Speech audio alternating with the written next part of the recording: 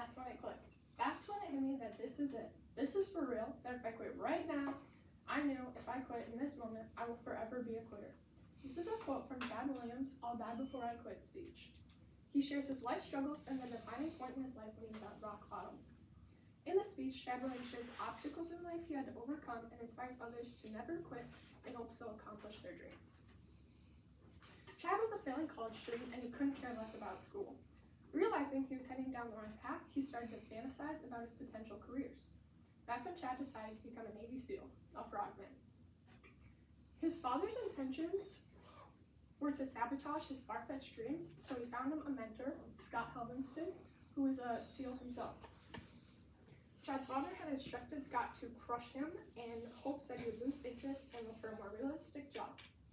After their first play date, despite physically assaulting Chad and brutally running him into the ground, Scott saw something in him and knew he'd be perfect for the teams. Together, they quickly grew a strong friendship, and Chad found himself enlisted in the Navy. After boot camp, Scott had tragically been killed in the line of duty. To honor Scott, Chad was now more determined than ever to succeed. Now internally changed, Chad Williams recounts his personal experiences all over the country. Completing 6 years of service, Chad is now a former distinguished U.S. Navy SEAL, a best-selling author, and has spoken at over 300 faith-based events and Fortune 500 companies, and contributes expert analysis related to military affairs for major news networks. About it for a while, shoots off this email. Can Chad come out and play tomorrow? So off I go. It's Oceanside, California, meeting up with this Navy SEAL beach parking lot. He spots me right away. You Chad? Yes, sir. All right, Bubba. I was Bubba from that point forward. Come on over here. This guy's got me doing some pull-ups and push-ups and whatnot. Not that difficult. Sends me off on a run.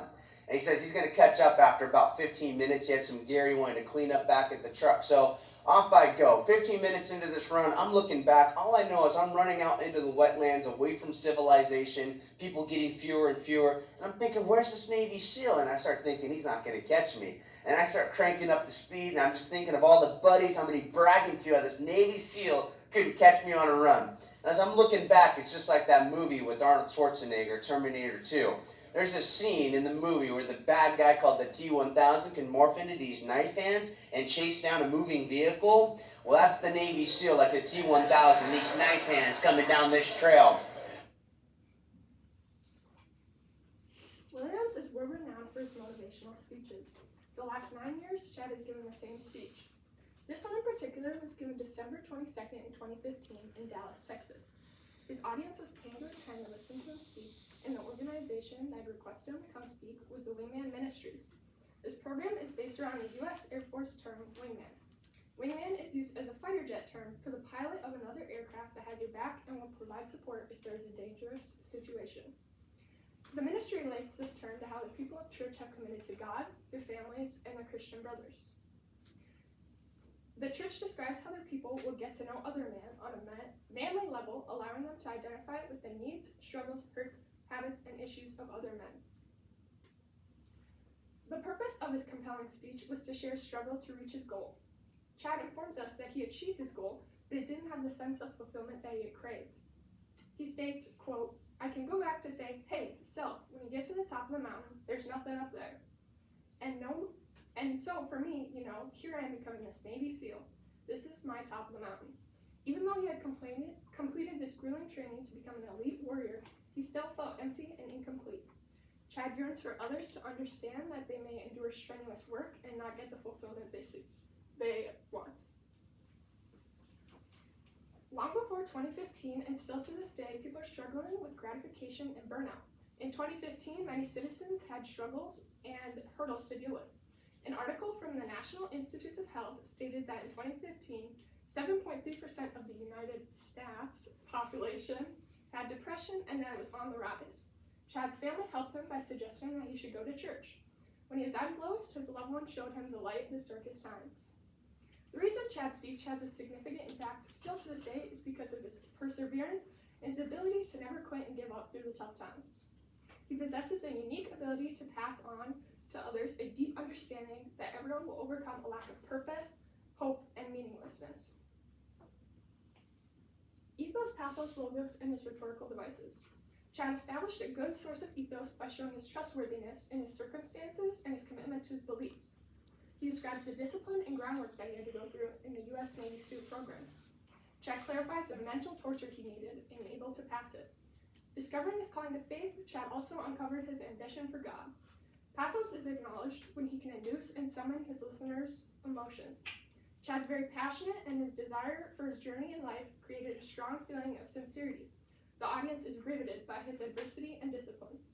His facts and logical reasoning produce logos in his message. He describes an event in the training known as Hell Week. While describing the 5.5-day long experience, he is setting up his evidence for logos. For most of the audience, this may be their first time hearing about the training that goes on in our military. He stated that out of 170 men, only 13 from his class had graduated and become a SEAL.